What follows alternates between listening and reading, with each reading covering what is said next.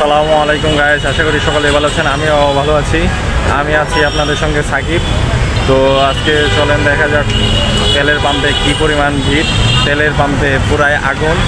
তো চলুন দেখা যাক আজকে ভিডিওতে তেলের পাম্পে অবস্থা। তো গাইস, আজকে বাসা থেকে বের হয়ে পড়লাম তেল নেওয়ার উদ্দেশ্যে, টাঙ্কি ফুল করব এই জন্য। তো চলুন যাওয়া যাক এখন তেলের পাম্পের দিকে। তার আগে আমরা চলে যাব মোহাম্মদপুর। এই বাইকটিকে রেখে অন্য একটি বাইক নিয়ে তারপরে যাব ওই বাইকটিকে তেল ফুল করব। এখন তেলের বাজার হচ্ছে আগুন। তো তেল কিনতে গেলে যে সিরিয়ালের মুখে পড়তে হয় ভাই, তা বলার বাইরে। 1 ঘন্টা 1.5 ঘন্টা চলেই যায় তেলের সিরিয়ালে। এই মুহূর্তে আমরা শিশু মেলা ক্রস করলাম। তো ইফতারের পরের সময়টাতে গাড়ি ঘোড়া একদমই রাস্তায় কমে যায়। দেখতেই পাচ্ছেন রাস্তায় এত একটা গাড়ি ঘোড়া নেই, যানজট খুব কম অন্য দিনের তুলনায়।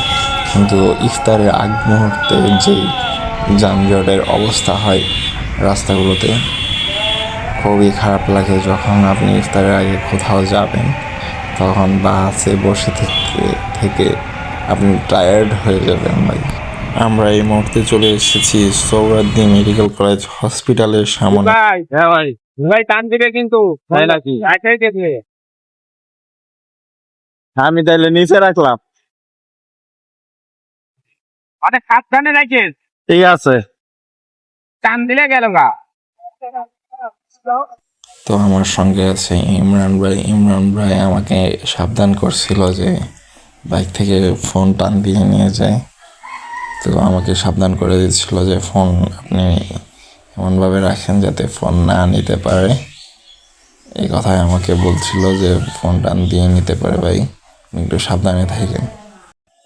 তো এখন আমরা কলেজ গেটের রুটে ঢুকে যাব, তারপরে চলে যাব মোহাম্মদপুরে তাজমহল রোড হয়ে। তো তখন আমার সঙ্গেই থাকুন, আপনারা উপভোগ করতে থাকুন মোহাম্মদপুরের সৌন্দর্য। এই রুটটির নাম হচ্ছে গজনবী রুট। এটি চলে গেছে আপনার ক্যাম্পে। এই রুটটি হচ্ছে ক্যাম্পের রোড, গজনবী রোড বলে সকলেই জানে এবং পরিচিত এই গজনবী রোড নামে এই রোডটি। এই রোডে আপনারা বেশিরভাগ সময় দেখতে পারবেন যে কলকি টানতেছে বসে বসে। এই রোডে এই জন্য বেশি বিখ্যাত।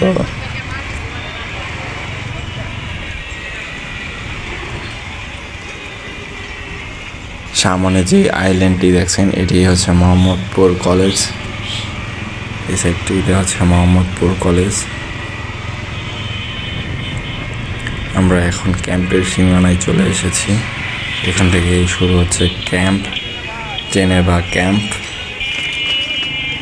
এই জায়গায় সারা বছর, সারা দিন, সারা রাত জ্যাম লেগেই থাকে।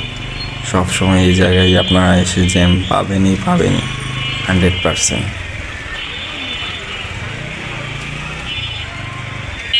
আর একটু পরে আমরা চলে যাব তাজমহল রোডে।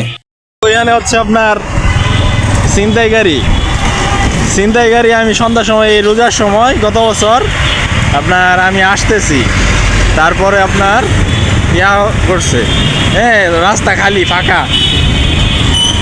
তখন আপনার 2টা লোক দেখলাম এই পারে খারে রয়েছে, আর 2টা লোক ওই পারে। ওরা 3জন আছিল, একজন এই পারে ছিল আর 2জন ওই পারে। হ্যাঁ, আইছে এই পারে 3জন আইছে, আমার পিছনে আইতেছে। তারপরে আপনার করছে, হ্যাঁ, আয়রা আমার পিছনে সুন্দর করে আয়রা। ইফতারের সময় তো শরীর হালকা রয়েছে, যখন আমি পানি খাই নাই, তো তখন আপনার করছি, হ্যাঁ, আমার হাতে ধরে আয়রা, 2 হাতে পিছন দিয়ে আয়রা ধরে লাগছে পুরো আমারে। 3জনে ধরে আয়রা হাত পকেট থেকে আপনার সব কিছু বার করে নিয়ে নিয়েছে। ওরা গলার মাঝে ধরছে চাপাতি।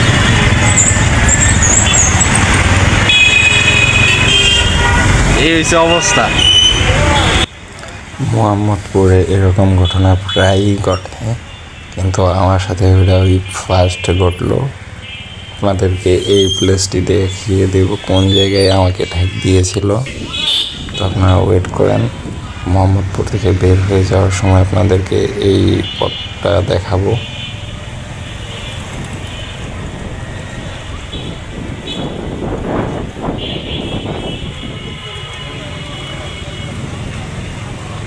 আর এটি হচ্ছে মোহাম্মদপুর কেন্দ্রীয় কলেজ, সামনে হচ্ছে শিয়া মসজিদ, এটি হচ্ছে শিয়া মসজিদ মোড়।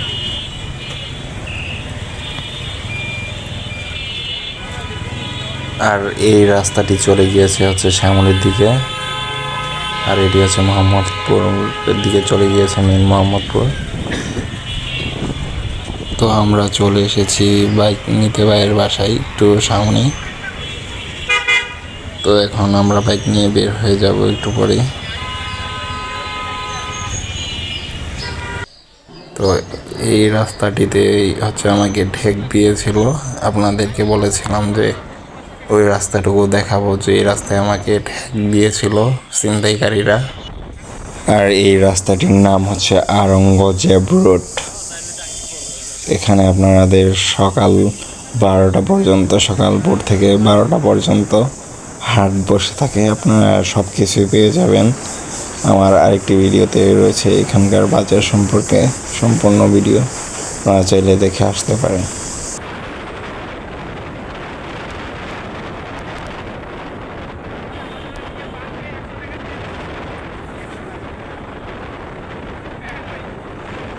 এই যে সামনে এই বৃত্তটা দেখছেন, এই জায়গাটাতে আমাকে ঠেক দিয়েছিল ছিনতাইকারীরা। আর এই পাশ থেকে 2জন লোক আসে, আমাকে ওই পাশে যায়, ওই পাশে যেয়ে আটকিয়ে দেয় আমাকে, আটকিয়ে তারপরে সব কিছু নিয়ে যায়। তখন রাস্তা একদমই ফাঁকা ছিল, এখন দেখলেন যেমন ফাঁকা ছিল। এই রাস্তাটা সচরাচর সন্ধ্যার পরে একটু ফাঁকাই থাকে বেশিরভাগ সময়। আপনারা যারা সবসময় এই রাস্তা দিয়ে যাতায়াত করেন অবশ্যই সাবধান অবলম্বন করে তারপরে এই রাস্তা দিয়ে যাতায়াত করবেন, আর নয়তো হয়তো আমার মতন কট খেয়ে যাবেন একদিন না একদিন। কিন্তু এই রাস্তা দিয়ে আপনারা খুবই কম চাইবেন যাতায়াত করতে, একসাথে 2-3 জন হলে তাহলে অবশ্যই যাতায়াত করবেন, তাছাড়া অবশ্যই যাতায়াত করবেন না। এটা আমার থেকে ওয়ার্নিং দিয়ে দিলাম আপনাদেরকে। আপনারা এখন মানলে মানেন, না মানলে কট খান আর হোগামারা খান। এটি হচ্ছে গণভবন, যা এখন বাংলাদেশে জুলাই অভ্যর্থনের স্মৃতি জাদুঘর হিসেবে ব্যবহার করা হচ্ছে। তাই এটিও আপনাদের জন্য ঈদের পরেই উন্মুক্ত করে দেওয়া হচ্ছে, আপনারা চাইলে এসে ঘুরে দেখে যেতে পারেন। আর এখান থেকেই শুরু হয়ে গেল যে তেল নেওয়ার সিরিয়াল, গাড়ির তেলের সিরিয়াল এইখান থেকে শুরু হয়েছে। গণভবন সিগন্যাল মোড় থেকে দেখতেই পাচ্ছেন গাড়ির তেলের জন্য সিরিয়াল সকালেই দাঁড়িয়ে আছে। এগুলো সবগুলো গাড়ি হচ্ছে তেলের সিরিয়ালের জন্য দাঁড়িয়ে আছে।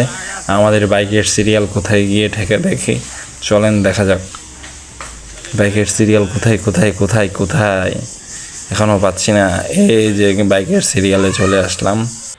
জীবন তো আমার আজকে হয়ে যাবো ভাই। দীর্ঘ 1 ঘন্টা যাবৎ ওয়েট করার পর তেলের পাম্পের ভিতরে প্রবেশ করতে পেরেছি, তাই মনে হচ্ছে যে তেল নিতে পারবো, এখন জীবন ধন্য মনে হচ্ছে। আর এটি হচ্ছে তালুকদার ফিলিং স্টেশন।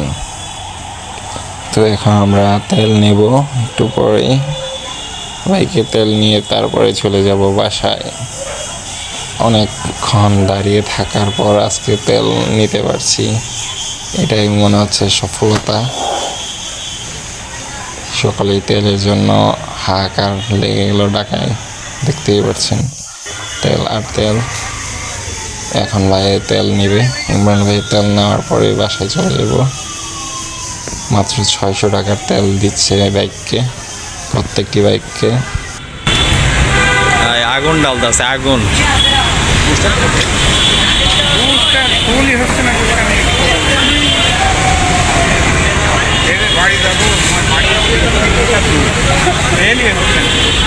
ভাই বলছিল যে আরো 600 টাকার তেল দিয়ে দেন, টাকা দেই, কিন্তু উনি রাজি হচ্ছিল না, কোনো মতেই রাজি হলো না যে আর 600 টাকার তেল দেওয়ার কথা বলার পরেও।